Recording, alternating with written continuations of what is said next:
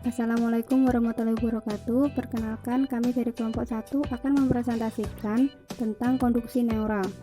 Sebelumnya saya akan memperkenalkan anggota dari kelompok 1, yaitu Fia Maristasari, Adina Novi Nugraheni, Alma Riza Bilkis, Cynthia Wahyu Auliasari, Eliana Nurfadia, Muhammad Akmal Rafli, dan Fitrinisa Kurniasih.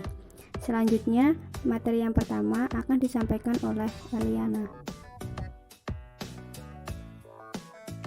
Konduksi neural adalah informasi yang dijalankan dalam sistem syaraf berbentuk impuls syaraf yang melewati serangkaian neuron melalui penghubung antar neuron yang disebut dengan sinaps.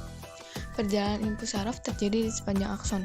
Jika akson terkena rangsangan pada pusatnya, akan mengeluarkan impuls ke badan sel atau menjauhi badan sel. Gerakan impuls ini bersifat elektrokimiawi. Yang pertama, kita akan membahas resting membran potensial. Membran potensial adalah perbedaan charge atau muatan listrik antara di dalam dan di luar sel. Untuk merekam membran potensial sebuah neuron dengan memposisikan ujung salah satu elektroda dalam neuron dan ujung elektroda lainnya di luar neuron di dalam cairan ekstraseluler. Ketika sebuah elektroda berada di dalam cairan ekstraseluler, perbedaan voltase di antara kedua elektroda tersebut adalah 0.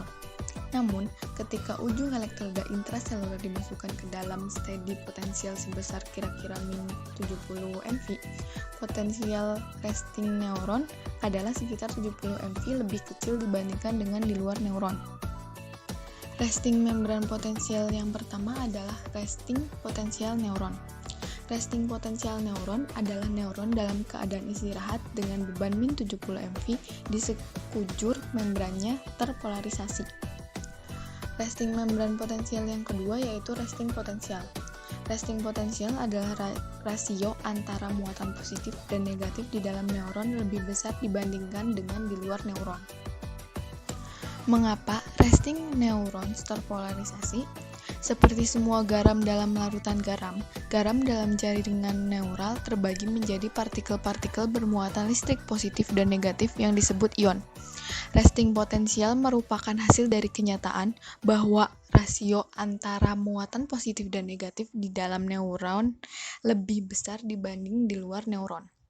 Mengapa distribusi muatan yang tidak berimbang ini terjadi dapat dipahami dalam kaitannya dengan interaksi di antara 4 faktor. Dua faktor yang bertindak mendistribusikan ion-ion secara merata ke seluruh cairan intraseluler maupun ekstraseluler sistem saraf, dan dua faktor membran neural yang menetralkan efek-efek penghomogen atau homogenizing itu. Faktor-faktor homogenizing ini ada dua. Yang pertama, ada random motion atau acak, yaitu ion bergerak random secara konstan dan partikel dalam gerakan cenderung terdistribusi secara merata karena lebih berkemungkinan menurunkan gradien konstruksinya dari konstruksi tinggi ke konstruksi yang rendah. Jadi, gerakan random motion ini, si ion-ionnya bergerak acak secara konstan agar terdistribusi secara merata. Yang kedua, ada tekanan elektrostatis, di mana setiap akumulasi muatan listrik positif maupun negatif di daerah yang cenderung akan dibuyarkan oleh repulsi atau gerakan tolak-menolak antara muatan listrik yang sejenis dan berlawanan. Nah, tekanan elektrostatis ini ada dua efek gerakan, ada repulsi dan ada atraksi.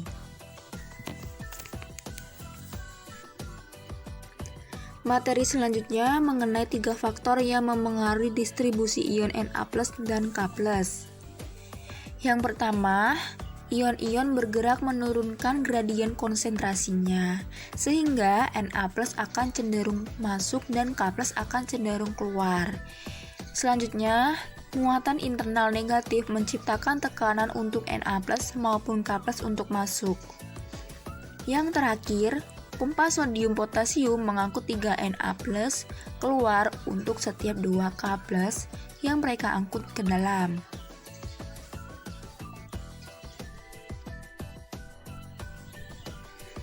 Pada slide selanjutnya, terdapat gambar mengenai distribusi ion. Faktor pasif yang mendorong ion-ion K+ keluar dari resting neuron dan ion-ion Na+ masuk dan ion-ion K+ harus secara aktif dipompa keluar untuk menjaga resting equilibrium. Baik, untuk selanjutnya saya akan menyampaikan materi kedua dalam presentasi kelompok kami, yaitu pembangkitan dan konduksi potensial possinaptik. Ketika neuron fire atau menembak, neuron-neuron itu melepaskan bahan-bahan kimia dari terminal buton yang disebut neurotransmitter, yang berdifusi di celah-celah sinaptik dan berinteraksi dengan molekul-molekul reseptor khusus pada membran reseptif. Ketika molekul-molekul neurotransmitter terikat di reseptor-reseptor possinaptik, biasanya akan memiliki dua efek, tergantung struktur neurotransmitter dan reseptor yang dimaksud. Mereka mungkin akan mendepolarisasi membran reseptif, yaitu mengurangi resting membran potensial, misalnya dari minus 70 mV menjadi minus 67 mV, atau menghiperpolarisasi membran reseptor, yaitu menaikkan resting membran potensial, misalnya dari minus 70 mV menjadi minus 72 mV. Depolarisasi possinaptik biasanya disebut juga excitatory posynaptic potentials atau EPSP, karena mereka meningkatkan kemungkinan neuron akan menembak. Lalu, hiperpolarisasi possinaptik atau inhibitory posynaptic potentials atau IPSP, sebaliknya, mereka mengurangi kemungkinan neuron akan fire atau menembak. Baik EPSP maupun IPSP merupakan graded response, yang berarti bahwa amplitude EPSP dan IPSP proporsional dengan intensitas sinyal-sinyal yang membangkitkannya. EPSP dan IPSP juga berjalan secara pasif dari tempat pembangkitannya di sinapsis, biasanya di dendrit atau badan sel, dengan cara yang sangat mirip seperti sinyal-sinyal listrik yang berjalan melalui seutas kabel. Dengan demikian, transmisi potensial possinaptik memiliki dua karakteristik penting. Yang pertama, potensial possinaptik yang cepat, saking cepatnya dapat diasumsikan bersifat instan atau seketika.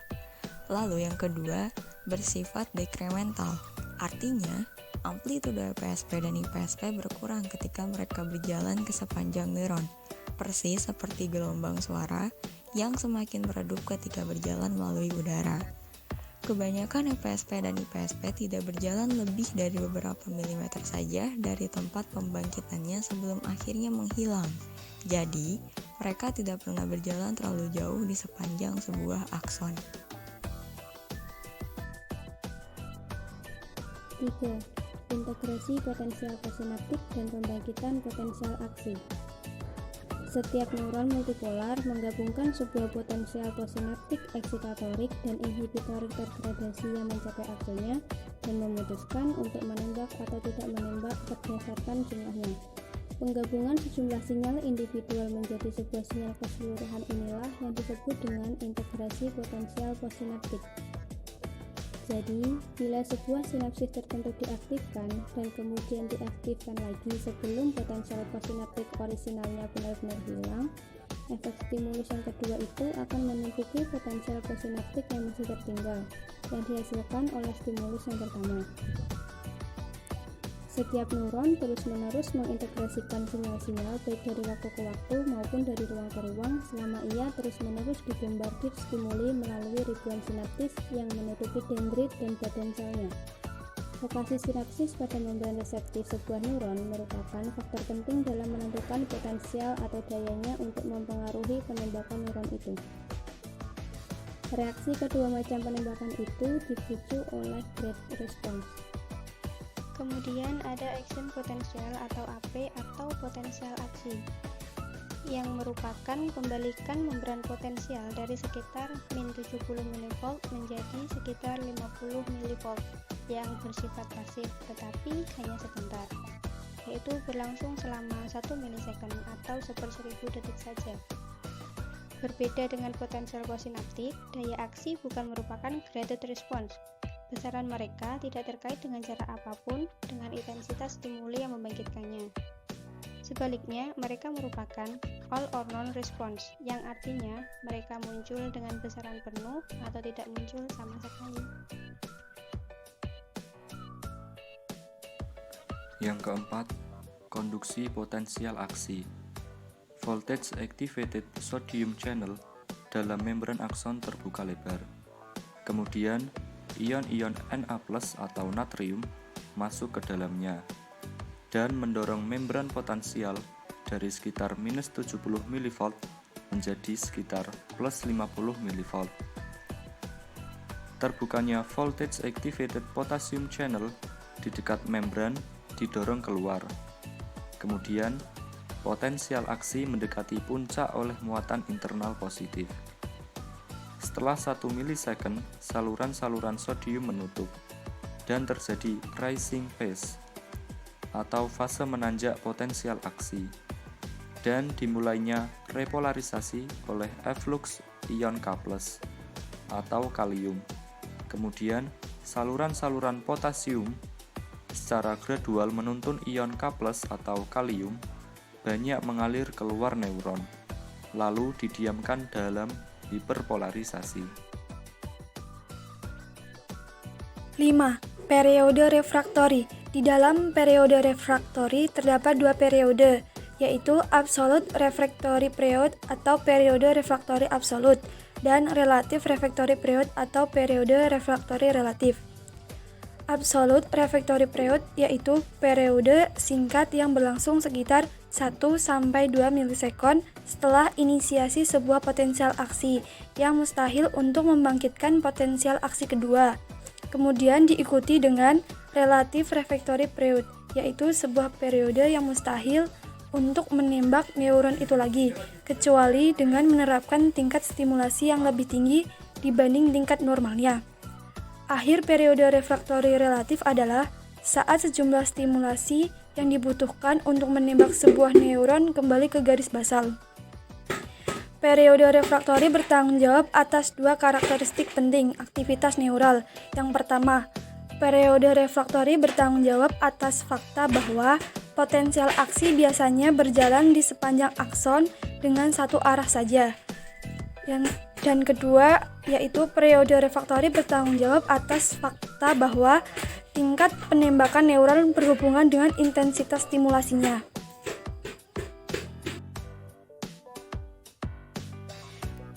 Enam, konduksi potensial aksi aksonal. Konduksi potensial aksi di sepanjang sebuah akson berbeda dalam 2 hal dengan konduksi EPSP dan IPSP. Pertama, konduksi potensial aksi di sepanjang aksonal bersifat non-dekremental, yang artinya potensial aksi tidak semakin melemah selama mereka berjalan di sepanjang membran aksonal. Kedua, potensial aksi dikonduksikan dengan lebih lambat dibanding potensial postsinaptik. Alasan untuk kedua perbedaan ini adalah bahwa konduksi EPSP dan IPSP bersifat pasif, sementara konduksi potensial aksi aksonal sebagian besar bersifat aktif.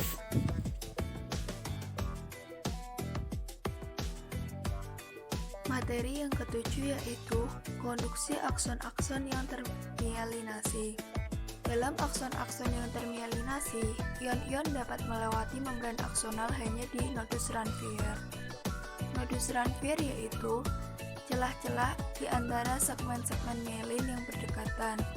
Ketika sebuah potensial aksi dibangkitkan dalam sebuah akson yang termielinasi, sinyalnya dikonduksikan secara pasif. Artinya, secara instan dan dekremental di sepanjang segmen mielin pertama sampai nodus Ranvier berikutnya. Mielinasi dapat meningkatkan kecepatan konduksi aksonal.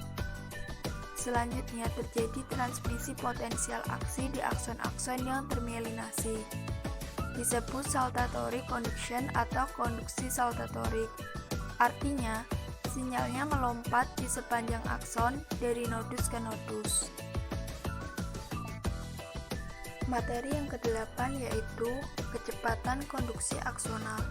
Kecepatan potensial aksi yang dikonduksikan di sepanjang akson bergantung pada dua properti akson, yaitu diameter akson dan mielinasi. Konduksi di akson-akson berdiameter besar berlangsung lebih cepat, namun lebih cepat lagi di akson-akson yang termielinasi. Neuron motorik yang ada di mamalia berukuran besar sudah termielinasi, jadi sebagian besar pengonduksiannya cepat, bisa sampai 100 meter per second atau sekitar 224 mil per jam. Sebaliknya, akson yang tidak termielinasi hanya dapat mengonduksikan potensial aksi dengan kecepatan 1 meter per second. Ada miskonsepsi tentang kecepatan potensial aksi neuron motorik pada manusia. Kecepatan maksimum potensial aksi neuron motorik ditemukan sekitar 100 meter per second pada kucing, dan diasumsikan sama pada manusia. Hal ini keliru. Kecepatan maksimum pada neuron motorik manusia sekitar 60 meter per second. Sekian dari kelompok kami. Terima kasih atas perhatiannya. Mohon maaf apabila ada salah kata. Wassalamualaikum warahmatullahi wabarakatuh.